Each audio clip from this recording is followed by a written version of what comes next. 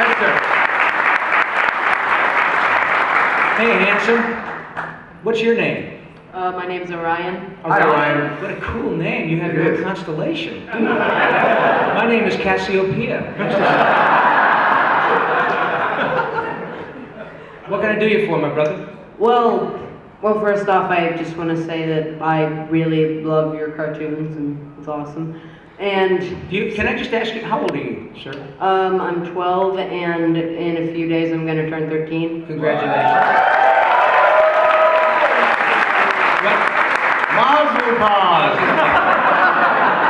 That is exactly what I'm talking about.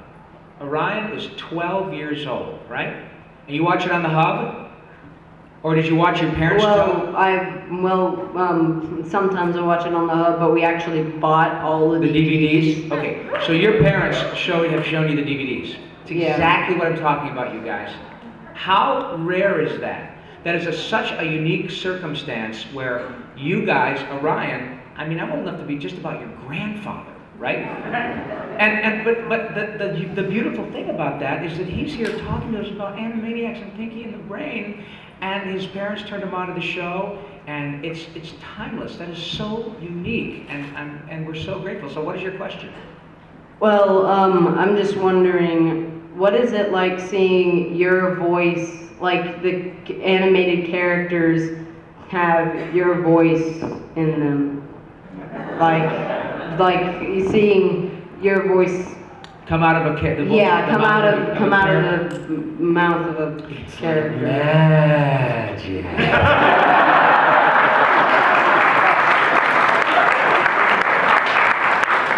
I'll tell you something. I was 19 when I did my first cartoon job in Canada for a company called Nelvana Films, because they're in Canada, so they wouldn't say Nelvana. They say Nelvana. They wouldn't say pasta, they say pasta. And you don't sit on a couch, you sit on a Chesterfield. Right. The pasta, Mazda. Let's call the whole thing off. Let's call it sabotage. Please don't tell me to do it. Don't say sabotage.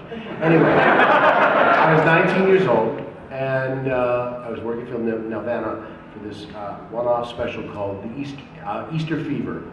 And it was a roast of the Easter Bunny on a dais like this. Garrett Morris from Saturday Night Live plays Easter Bunny. And I played Steve Martin as a horse, so I was Steed Martin. That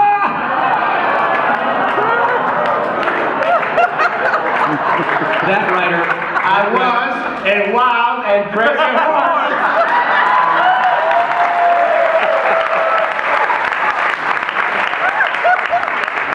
And then I was Don Rickles as a snake, so I was Don Rattles. Anyway, gang, I love you. So it was Don Rattles, and so I recorded it, and that was the first time in a recording studio. Oh, this is neat, all this cushiony stuff on the walls, and oh, a microphone. Oh, what do I do? And so as a child, you sounded like Bullwinkle. I sounded like Bullwinkle, King Bullwinkle. Hey, Rocky, watch me pull a rabbit out of my hat. So anyway. And then I'd almost forgotten I'd done the job, and then it was coming on, it was Easter time, and I had that feeling of, when the character opened his mouth, I was almost shaking. I was like this 19-year-old guy, and I'm like almost shaking the idea that, oh my God, that's me, and yet it's a snake, and yet it's Don Rickles, and yet it's me, and it was like, holy crap, it was really a magical feeling, and I still get a thrill from it. After a while what happens is that the characters take on a life of their own. Like if I watch Pinky and the Brain now, I'm far enough away from it that I don't remember what I was thinking when I said those lines. I take it, so the characters are separate to me now. We screened a couple episodes last night at our show at the Plaza Theater, and I watched them the way you watched. And they're funny. Yeah. But they're really good. You get a group of people and you watch those episodes, and they are really funny. They laugh in the places that you would laugh if the show had a laugh track. It was like being at a Rocky Horror thing because they're singing the theme song, man. It was so cool. We've never done, and Mo and I have done a lot of shows together, like this, or shows specifically geared to Pinky and the Brain, whatever. But to sit there in a room with people where they were doing that and singing it and laughing at the stuff together, it was great. Yeah. So it was really quite phenomenal. So that's the feeling. It's truly a magical feeling when you hear your voice come out of an animated character's mouth. It is, but and you know what? To me, it is very wonderful, Orion. The coolest thing for me, though, I have to say, is coming to situations like this where we get to meet people whom we didn't, we haven't had the pleasure of meeting. And all I have to do, and I've got all these wonderful folks, all I have to do is say, "Hello, nurse."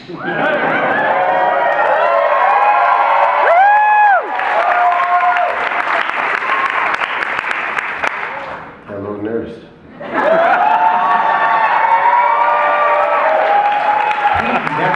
That's all I needed to do to take over the world. If only I'd known. Lovely, Brad, but if you consider saying "hello, nurse" with that tone, you'll probably end up in prison. Not that that's a bad thing. Or in a rehab ward. Hello. Can I have another Librium, please? But no, That answer your question? yeah, thanks, buddy. All right, are you good? Thank you. Good luck to you. All right, next question. Happy birthday. Yeah. Hey guys, how's it going? Pretty good, how are you? We'll try to move it faster because I know you guys are sitting I'm down. sorry, now. yeah, forgive me.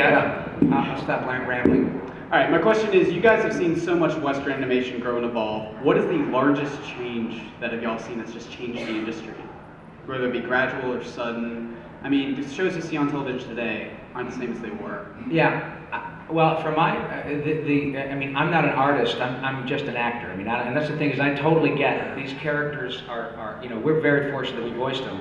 But man, I don't draw them, and I don't write them, and it's a huge, all films are always a collaborative effort, but there are many people who are responsible for me being here, right? The biggest change I think I noticed is the fact that there's so much CGI stuff and we don't have traditional 2D cell animation anymore. And interestingly, my child, who is 28 years old, really looks forward to a new Disney 2D traditional hand-drawn animation show. Right. I think because I think that visually is the biggest change. I work on a lot of shows. The new Turtles, the CGI, I think it's great. I love it. And Jimmy Neutron was CGI and all that. Thank you.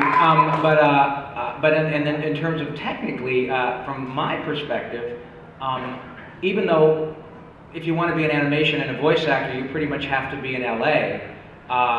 There are a lot of folks I know who do primarily promo and commercial work who live pretty much anywhere they want in the contiguous 48 states, and they do MP3s, and I record auditions all the time in my car on my iPad and a little plug-in phone, and I mean so to that extent things have changed a lot from my perspective, but for me it's mostly the visual stuff that's changed and the way they blow it out so quick.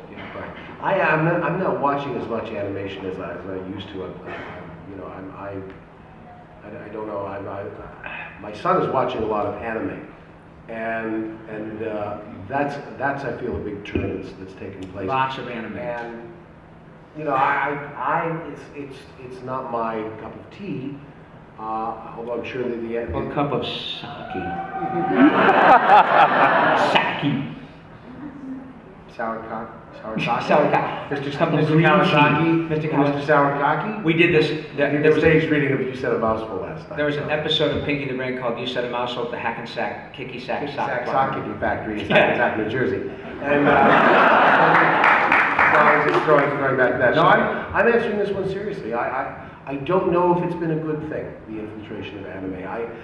My son seems to be very into the stories and the interplay amongst the characters. Apparently, he's trying to explain it's somewhat dramatic, and there's a lot of weird powers that take place, and some people are dead and come back to life, and some people are the whole show takes place in heaven, and it's I guess it's the natural evolution of the form.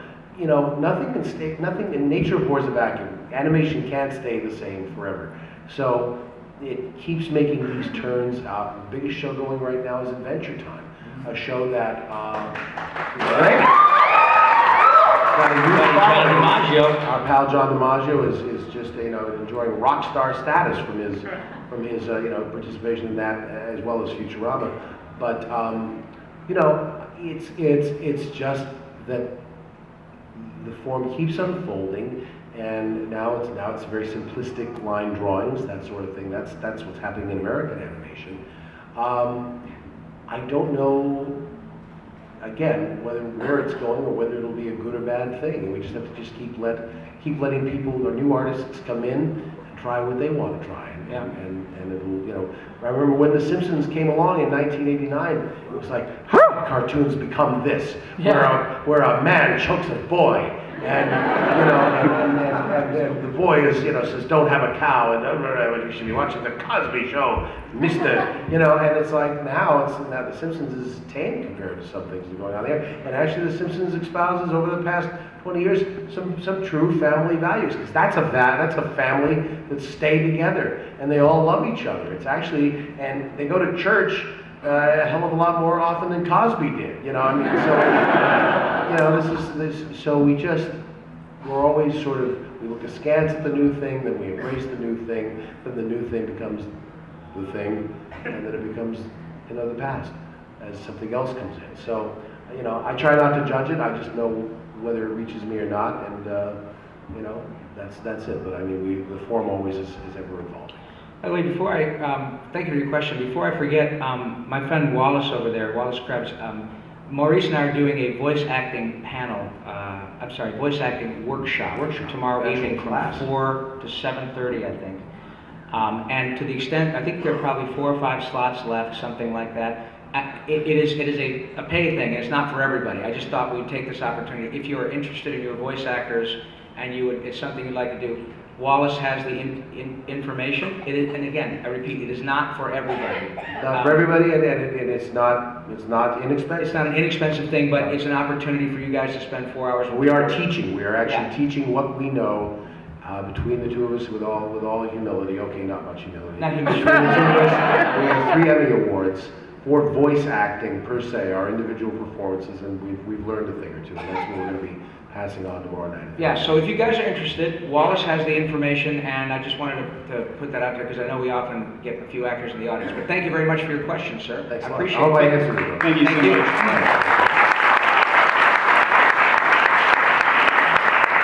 Hey, man. Hi. Hi, What's your name? Reggie. Hi, Richard. Richard. It's Reggie. Oh, Reggie? Yeah. Oh, hi, Reggie. Reggie. Sorry, Reggie.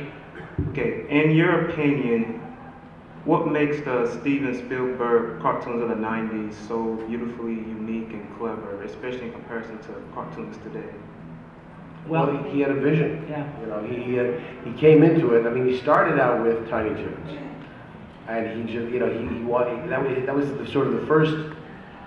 first crack at continuing the universe of Bugs and Daffy and Porky Pig as it being a next generation kind of thing. So they created these new younger characters who were attending Acme University, but Steven Spielberg wanted to preserve or revive the 50s Chuck Jones kind of feel of funny cartoons. He just felt He's a fan. He'd become, I remember him saying in an interview that he noticed that kids' cartoons were becoming commercials for toys. Right. Essentially, the Transformers, and he wanted a show that was at its core funny first, and then if there was any merchandise that was ancillary. So, with Tiny Toons it was the beginning, and then it evolved into this whole separate universe of the Animaniacs, where those paths don't diverge. But he was very intent on spending money. The show looks gorgeous. He wanted to spend what needed to be spent to make the show look fantastic. Yeah. And it did have a great look. And again, it was that legacy of Chuck Jones and Robert McKimson and Bob Clampett. Yeah, and they, and we talked about earlier, and man, they had a music budget that was through the roof on every half hour. And music is so, well, we know. Now you listen to the show, it's all on synthesizer. Right. I don't see any cartoons where the music is on synthesizer. And that is, I understand why. It is not an inexpensive proposition. But to the extent that you have the luxury of having somebody like Steven Spielberg and his ability to get things done, it's incredible, and that's, I mean, there's a practical reason why that happens. And I understand what you're talking about. I know that it's hard to say that something is better as opposed to different. I'm very grateful that I've gotten to have 2 cracks at the Ninja Turtle franchise, right? So thank you.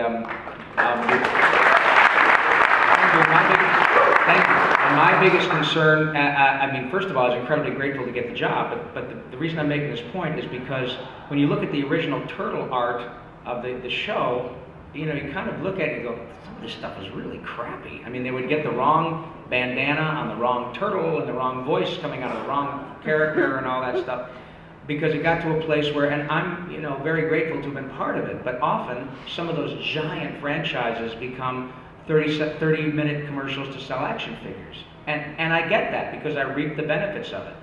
And then, because nostalgia is such a powerful emotion, when the new Turtles was coming out and people would, found out that I was lucky enough to get another crack at it, then I would run into people who say, dude, I don't know if I can handle this new Turtle thing. And I want to say, dude, the biggest problem in your life is whether or not you like the new Ninja Turtle franchise. You're a lucky son of a bitch, right? And so, but the thing that's been great is that they come out and they go, I love the new Turtles show. It doesn't look like the old one, but it has the same respect for the characters, the same respect for the audience, because it's being made by people who are a bit older than you, and they get it, okay? So, not everybody, A, has an incredible franchise to jump off of to make a new one, and not everybody has Steven Spielberg to, make their thing. I would certainly submit to you that if Steven decided to make another cartoon for 7-day or 5-day-a-week television, it would be stupendous, because he's Steven. He has this incredible ability and the ego that allows him to hire people and turn them loose. He doesn't even though he's in everything, he doesn't micromanage, which I find incredibly wonderful for a guy who. You mean lack of ego? What's that? You mean he has the lack of ego? That's what I mean. He has the ego. I meant to say he has a healthy ego to the extent where he can say, I'm going to hire boom, boom, boom, boom, and then just say, do your thing. He's great at delegating and getting the best. Yeah. And I'll say this too: if Steven Spielberg were to do something today, you can bet it'd be, half again as good as whatever's on the air. Right. That's his thing. To just push the envelope and be. I hate saying push the envelope. Did I just really say? Yeah. What an asshole. Such a hackneyed phrase. You're such an envelope pusher, right? Yes, I am. Maybe I'll have to push envelopes for a living. Yeah. No, but I hear your thing, and I certainly appreciate the compliment and the spirit in which you gave it, because I think the stuff is great. Clearly, like we had our friend Orion here, we know how that stuff is our stuff. The stuff that we all enjoy is timeless. But a lot of it has to do, I believe, with it's expensive. It's very expensive to do stuff. But the other side of that is that now you have all these platforms like YouTube and free platforms. If Reggie said, I'm going to make a cartoon. I'm going to get together a couple of buddies of mine, get a fairly inexpensive flash animation program. I got a buddy who's a writer. We're going to put some stuff together, and boom, all of a sudden it's on YouTube, and millions of people have access to it. And we know. Annoying Orange, anyone? Annoying Orange. That's a great example, right? And clearly he annoys many of you. But that's what happened with him. I mean, he just totally. That guy had Dane Bodingheimer, who produces the Annoying Orange, had 500 million hits on YouTube on his project that he put together in his garage with his buddies. And any network executive with a pulse is going to talk to him. Yep. And now it's got 1 billion hits. Oh, and he's also got his own show. Whether it's good or bad isn't really the issue to me. The issue is that you have, and I work on it. And he's a lovely guy. But I look at that guy as going, wow, here's a guy who has really learned how to embrace the power of new media and all this stuff. Toby Turner, who is on it, right? You guys know Toby Turner because of his YouTube channel. And he's on Annoying Orange. He has millions of followers. Felicia Day. Felicia Day. Right? I didn't know who Felicia Day was a couple of years ago. I met her and I thought, what a lovely young lady. And this is, she has 3 million Twitter followers.